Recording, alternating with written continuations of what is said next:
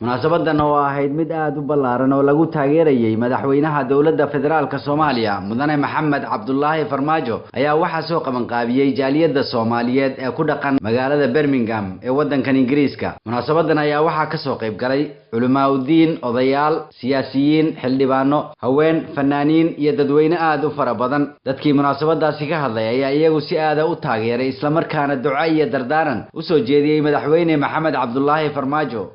walaalayaal waxaa caaw farxad weyn inoo ah inaan halkaan iskugu dhimaano oo inaan ku taageerno madaxweyne Maxamed Cabdullaahi Farmaajo oo loo doortay madaxweynaha Soomaaliya. waxaan rabnaa dadka caaw halkaan iskugu yimid dhammaantood waxay taageerayaan madaxweyne Maxamed Cabdullaahi Farmaajo. waxaan rabnaa inaan halkaanito aan ku sii sagootino madaxweynihii hore Xasan Sheekh Maxamuud oo shaqo wanaagsan qabtay. Soomaalidu waxay tiraa baqasha fardaha haddii la daaqdo faradaysa moodaa haddii baasaboore laydin siiyey waxaa ismoodaysiin run muuda ahan waxaa laydinka rabaa inaa waddankiina iyo muwaadinimadiina aadan ka tegina madaxweynaha yimid lala shaqeeyo asagaba wuxuu ka yimid meeshaan joogna meel lamid ah muwaadinimo iyo waddankiisa jaceylkiisa geeyay walaalayaal waa la socotaan waddanka xaaladuhu soo maray 26 sano dhibaato badan la soo maray laakiin falillaahi alxamd waa ogtihiin madax badan baa lagu soo doortay waddanka dibadiisii oo kala horeeyay kaliya madaxweynahan ka horeeyay baa lagu doortay waddanka gudihiisii doorasho rasmiina ay dhacday intaasna dad baa soo gaarsiiyay runtii madax kala duwan baa soo gaarsiisay hadda marxalad waa la soo dhiibayay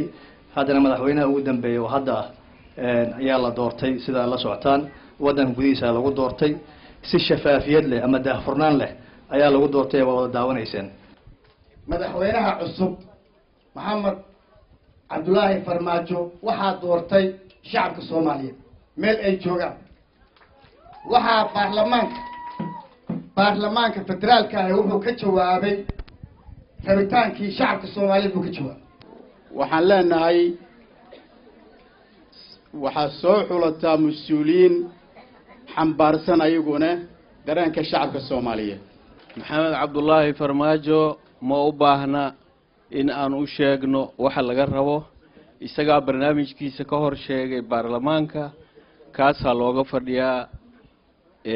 in uu qabto koow qarannimadeeni labo cadaalad saddex midnimo madaxweynaha soo dhaweyntiisu runtii waa important inaan garab istaagnaba dadka abaaraha sidoo kale waliba gabdhaha Soomaaliyeed ragga way ka naxariis badan yihiin waxaan codsanayaa in gabdhaha Soomaaliyeed abaaraha ay ka qayb qaataan way ogaadaan waxa weeyaan sidii burburku u dhacayba gabdhaha dalku ku noolaay gabdhuhu way dalka u kacaan madaxweynaha ay kor istaagaan muddo markii la joogay hadda oo dhowr iyo 20 sano ah waxaa bilowday in dib loo agleelo dawladnimadii dawladda ku meel gaara la sameeyay ilaa ay soo gaadho maantay iyo dawladda Maxamed Cabdullaahi Farmaajo uu madaxda ka yahay waxay u eg tahay markaanu fiirinay daawanaynay sidii wax u dhaceen inay joogto maanta Soomaalidu maalintii leegadii oo kaleeto iyo maalinta isu imaan lahayd dib isugu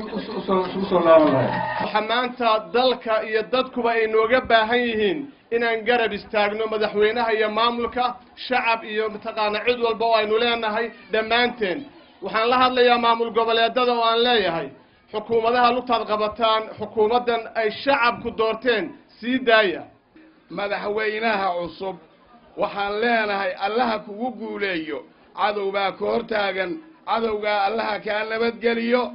ciidan dhis amnigaaga adkee waddanka xuduudiisii soo celi waxaa weeye qof keliya wax ma qaban karo Farmaajo meesha kooyay dadweynaha ducadii leey ilaahow lan khair qaba ilaahow dalkan nigli ilaahow lan khair qaba dalkan nigli hibro maladiya ilaahow lan khair qaba nigli sidii ka kooyay hadba kii u soo baxa ayay bala ka sheegaan allaw bilidi Soomaalinimo loo buddiga maanta allahayow bidaanteedii hore tani ku sii biirta allahayow midnimo loo baxsado lagu bishaaraysto madaxweyne Farmaajo markii la doortay shacabka Soomaaliyeed waa ka jawaabay waana taageeray meel kasta uu joogo annaguna waa la taageernay haddaanu nahay reer UK waan taageernay waana soo dhaweynaynaa xafladan macnaha waxaan ku taageeraynay isbeddelka Soomaaliya ka dhacay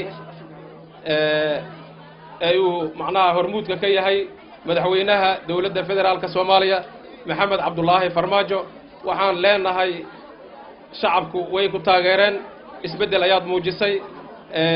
waxaan kuula dardaarmaynaa inaad ka dhabayso isbeddelkaas shacabka rabitaankoodana markasta aad ku hogaamiso ugu dambeyntii munaasabadan ayaa noqonaysa munaasabadihii maalmahan loogu dabaaldegayay isla markaana lagu taageerayay madaxweyne Maxamed Cabdullaahi Farmaajo Yuusuf Garabey warbaahinta qaranka Soomaaliyeed magaalada